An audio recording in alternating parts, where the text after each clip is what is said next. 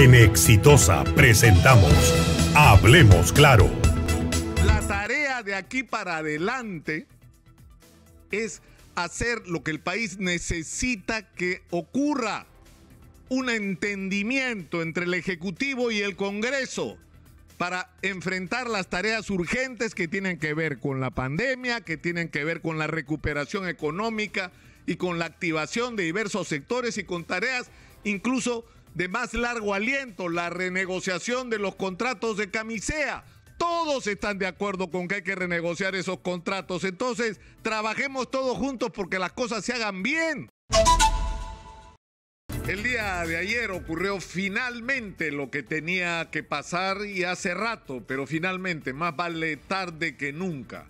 Pero el día de ayer, yo creo sinceramente que el país ha ganado y ha habido dos grandes perdedores. Por un lado, no el señor Guido Bellido, que simplemente era un intermediario, el señor Vladimir Cerrón, y en el otro lado Keiko Fujimori. ¿Y por qué lo digo? Porque hay gente que no termina de entender hasta el día de hoy que quien ganó las elecciones el día 6 de junio fue el profesor Pedro Castillo, con un amplio respaldo ciudadano de gente que no votó por el programa de Perú Libre.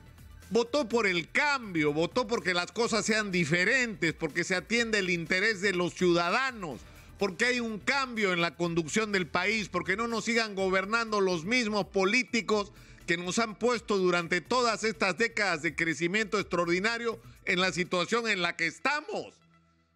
Pero también que esa victoria, que no es una victoria que se pueda atribuir como mérito propio Perú Libre, porque ya me he cansado de contar cuál ha sido la historia electoral de Perú Libre. Los dos mejores momentos de Perú Libre han sido cuando pusieron al Colorado Belmont de candidato por Lima, donde la gente votó por el Colorado, no por Vladimir Cerrón.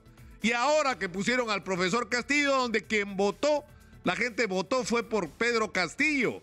O sea, ahí hay que reconocerle el mérito a Vladimir Cerrón de saber, ¿no?, conseguirse aliados o candidatos que pueden darle cierto protagonismo y lograr, como ha logrado ahora, una importante participación en el Congreso que en otras circunstancias no hubiera tenido. Pero no fue su programa el que ganó las elecciones, señor Cerrón. No fue para eso, para lo que votó la gente. Y usted no termina de entenderlo. Pero además la mitad del país votó en contra de eso.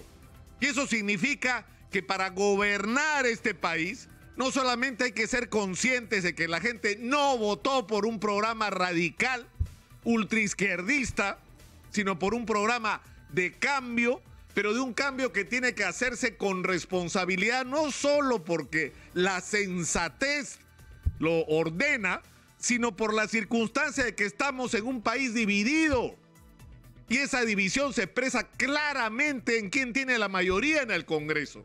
Y que es imposible realizar un proceso de cambios que es indispensable sin la concertación de todos lados. Y ahí es donde pierde Keiko Fujimori, que tiene que olvidarse de una vez por todas, ella y todo el furgón de cola, porque arrastra detrás de ella a toda la gente que quiere la vacancia presidencial, que todavía están pensando que hubo fraude. Y todavía se hacen ilusiones en que esto puede terminar en que se caiga, ¿no es cierto?, un ministro y se caiga otro y se caiga otro. Y entonces ahí vamos por la vacancia y nos llevamos de encuentro a Pedro Castillo y el país no importa. Porque esta inestabilidad política que hemos pagado, entre otras cosas, con el precio del dólar, tiene que ver, por un lado, con las indefiniciones del profesor Castillo, que felizmente ayer han tenido una corrección, pero también han tenido que ver con la actitud de los sectores de la ultraderecha de la oposición, encabezados por la señora Keiko, que han estado teniendo un manejo muy irresponsable del papel que les toca cumplir en una situación tan complicada como esta. La tarea de aquí para adelante es hacer lo que el país necesita que ocurra. Un entendimiento entre el Ejecutivo y el Congreso para enfrentar las tareas urgentes que tienen que ver con la pandemia, que tienen que ver con la recuperación económica y con la activación de diversos sectores y con tareas incluso de más largo aliento, la renegociación de los contratos de camisea. Todos están de acuerdo con que hay que renegociar esos contratos. Entonces, trabajemos todos juntos porque las cosas se hagan bien. Y no solo eso es lo que hay que cambiar. ¿Cómo diablos vamos a hacer para atraer la inversión que nos permita sacar el mineral que está enterrado y es el que nos va a permitir tener los recursos para transformar el Perú? Eso es lo que deberíamos estar discutiendo y en la agenda, y sobre ese punto puede haber evidentes concertaciones, porque los acuerdos van más allá de lo que los cabecillas de los sectores ultras de la política peruana pretenden. Están haciéndonos creer que los peruanos estamos divididos en bandos irreconciliables y eso es mentira. Hay muchísimas más cosas en común de las que ellos pretenden porque viven de eso. Viven de la confrontación, del enfrentamiento, de la división. Pero junto con esto, es muy importante, es una tarea clave, es una tarea decisiva que se produzca una transformación en la manera como se toman las decisiones en los diferentes sectores. Y en segundo lugar, en manos de quién está la realización de las grandes tareas que hay que realizar en cada área. ¿Y esto qué cosa significa? Que se tienen que crear espacios de concertación como el grupo de trabajo para la segunda reforma agraria, donde tienen que estar todos los sectores que tienen algún papel y alguna importancia en el desarrollo de la agricultura en el Perú para juntos compartir experiencias, trazarse planes en común, donde los grandes empresarios que han logrado cosas muy importantes con la agroexportación transfieran esos conocimientos, esos contactos y esas redes que han podido construir para beneficiar también a los pequeños agricultores. Hay muchas cosas que se pueden hacer si se trabaja con ese concepto, pero lo segundo que hay que hacer es producir una transformación en el aparato del Estado. En este momento tenemos un Estado que es altamente ineficiente y lamentablemente corrupto. Es prácticamente imposible hoy en el Estado peruano participar en una licitación, hacer una contratación sin pagar una comisión ilegal. Esa es nuestra cruda realidad hoy. Y tenemos que enfrentar eso no solamente ajustando los mecanismos de vigilancia, del cuidado de los recursos públicos y modificando todos los procedimientos que hacen posible que esta corrupción se multiplique, sino poniendo a tomar las decisiones más importantes en cada área a la gente más capaz.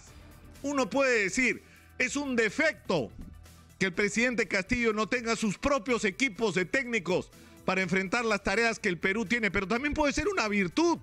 Y la virtud es que esa condición en la que ha llegado el gobierno lo obliga a mirar a la sociedad y buscar quiénes son aquellos capaces de enfrentar las tareas en cada área. Y existen en las universidades o en la academia, como se le dice, en los colegios profesionales, en los gremios empresariales de todos los tamaños, de los grandes a los pequeños, en las asociaciones de emprendedores, en la sociedad civil, en los barrios.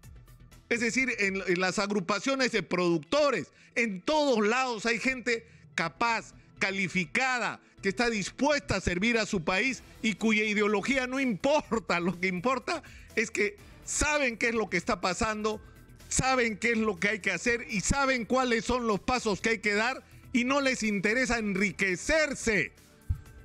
Eso es lo que hay que cambiar.